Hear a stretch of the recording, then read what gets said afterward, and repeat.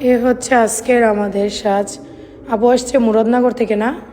মুরাদনগর থেকে আসছে। আর আপু একদম চাইছে যে ঘরোয়াভাবে সাজতে, তাই তো? মানে আমরা ফাউন্ডেশন বেশি দিতে পারি না, মানে চিল্লাপাল্লা করতেছে যে জামাই নাকি আজকে মেকআপ দিয়া দিব। সত্যি তো? কি মনের মতো হয়েছে তো?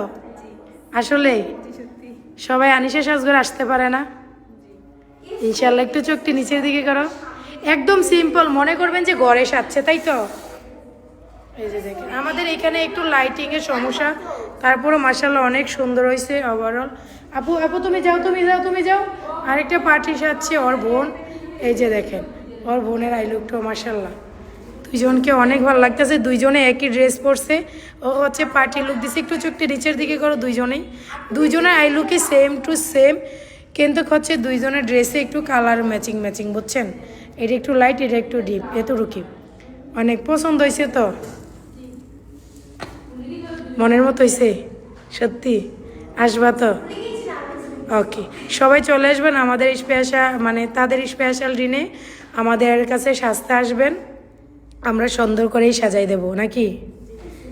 কিন্তু আমাদের এখানে লাইটিংয়ের আজকে প্রবলেম, মানে আজকে না সবসময়, কারণ আমরা ডেকোরেশন করলে না লাইটিংয়ের। একটু তুমি ঘুরো, আমি তোমার ইটটা দেখাই দিই।